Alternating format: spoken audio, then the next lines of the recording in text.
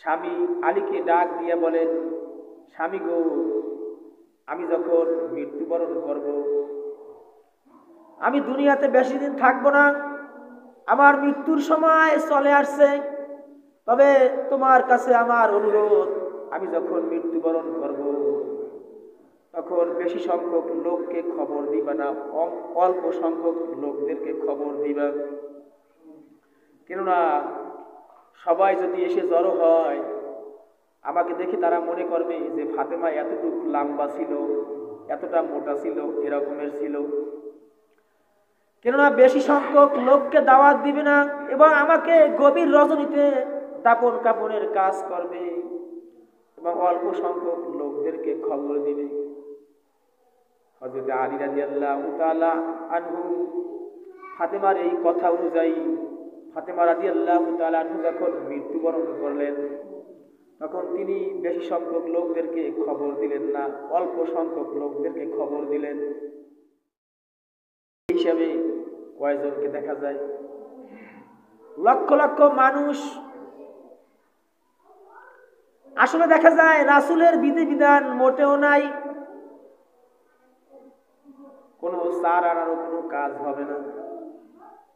কেননা লক্ষ লক্ষ মানুষ হতে পারে, কিন্তু তাদের আমল আখলাক যদি না থাকে, আল্লাহ রাব্বুল আলামিন ওই লক্ষ লক্ষ মানুষ ওই হিসাবে কাউকে পরকালে আল্লাহ পাক মুক্তি দেবেন না।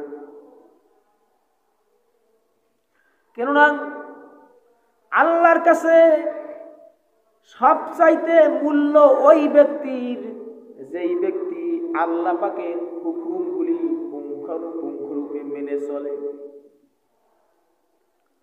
আল্লাহর নবী যখন বললেন এই কথা যে তোমরা আমলের উপরে নির্ভর করো, আমার উপরে নির্ভর করো না,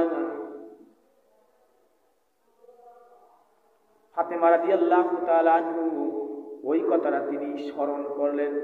তিনি তো সব সময় আমল করতেন। তার স্বামী আলীকে ডাক দিয়ে বলেন, স্বামী গো, আমি যখন মৃত্যুবরণ করব, আমি দুনিয়াতে বেশি দিন থাকবো না, আমার মৃত্যুর সময় চলে আসছে। তবে তোমার কাছে আমার অনুরোধ, আমি যখন মৃত্যুবরণ করব তখন বেশি সংখ্যক লোককে খবর দিবা না, অল্প সংখ্যক লোকদেরকে খবর দিবা। কেননা সবাই যদি এসে জড়ো হয়, আমাকে দেখে তারা মনে করবে যে ফাতেমা এতটুকু লম্বা ছিল, এতটা মোটা ছিল, এরকমের ছিল। কেননা বেশি সংখ্যক লোককে দাওয়াত দিবে না এবং আমাকে গভীর রজনীতে দাপন কাপনের কাজ করবে এবং অল্প সংখ্যক লোকদেরকে খবর দিবে। হযরত আলী রাদিয়াল্লাহু তাআলা আনহু ফাতেমার এই কথা অনুযায়ী ফাতেমা রাদিয়াল্লাহু তাআলা আনহু যখন মৃত্যুবরণ করলেন, তখন তিনি বেশি সংখ্যক লোকদেরকে খবর দিলেন না, অল্প সংখ্যক লোকদেরকে খবর দিলেন। এখানে কিন্তু একটা শিক্ষার বিষয় আছে। কেননা আমরা দেখছি অনেক সময় মহিলারাও মারা যায়, কিন্তু দেখা যায় মাইকিং করে, বিভিন্ন সরাসরি করে, দেখা যায় লোক জড়ো করে। আসলে এটা কিন্তু একটা শিক্ষা, এটা কিন্তু আসলে জায়েজ না, ইসলামে সমর্থন করে না। ফাতেমা রাদিয়াল্লাহু তাআলা আনহা মৃত্যুবরণ করার পরে হযরত আলী রাদিয়াল্লাহু তাআলা আনহু তিনি অল্প সংখ্যক লোকদেরকে খবর দিলেন এবং রাত্রিবেলায় তার কবর খুঁজলেন হযরতে আবু যর গিফারি রাদিয়াল্লাহু তাআলা আনহু। আবু যর গিফারি রাদিয়াল্লাহু তাআলা আনহু কবর খোঁজার পরে তিনি খালি শরীরে কবরে নেমে কবরকে বলতে আছেন, কবর রে, তোর বুকে কারে রাখবো জানিস? তোর বুকে যাকে রাখবো তিনি হচ্ছেন হযরতে হাসান হুসাইনের মা। খবরদার কোনো বেদবি করবি না, কবর থেকে কোনো আওয়াজ আসে না। এইবার আবু যর গিফারি আবারও বললেন, কবর রে, তোর বুকে কারে রাখবো জানিস? তোর বুকে যাকে রাখবো তিনি হচ্ছেন জান্নাতের মহিলাদের সর্দারিনী। খবরদার কোনো বেদবি করবি না। কবর থেকে কোনো আওয়াজ আসে না। এইবার আবু যার গিফারি তার গায়ে যত শক্তি ছিল সমস্ত শক্তি দিয়া তিনি বললেন, হে কবর, তোর বুকে কাকে রাখবো জানিস? তোর বুকে যাকে রাখবো তিনি হচ্ছেন বিশ্ব নবী হযরত মুহাম্মদ সাল্লাল্লাহু আলাইহি সাল্লাম এর কন্যা ফাতেমা রাদিয়াল্লাহু তাআলা আনহা, যিনি জান্নাতের মহিলাদের সর্দারিনী। তাকে তোর বুকে তোর কাছে রাখবো, খবরদার কোনো বেদবি করবি না।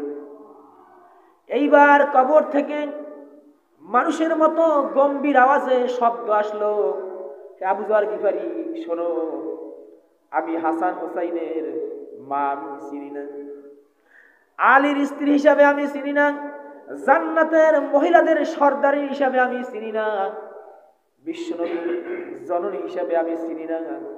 আমার কাছে যেই ব্যক্তি আমল নিয়ে আসবে সে আমার এই কবরে আমার বুকে সে শান্তিতে থাকতে পারবে। আর যদি আমল যদি খারাপ হয় তাহলে এই কবরের মাটি এক পাশের মাটি চাপ দিবে, অন্য প্রান্তে চলে যাবে, আবার অন্য পাশের মাটি চাপ দিবে, অপর প্রান্তে চলে যাবে। এভাবে কিয়ামত পর্যন্ত ফিস্তি থাকবে। হযরত আবু যার গিফারী রাদিয়াল্লাহু তাআলা আনহু এই কথা শোনার পরে তিনি রোদন করে করে তিনি বিদায় হয়ে গেলেন। সেখান থেকে জীবনেও আর আবু যার গিফারী রাদিয়াল্লাহু তাআলা আনহু জীবনেও আর ঘর সংসার করলেন না।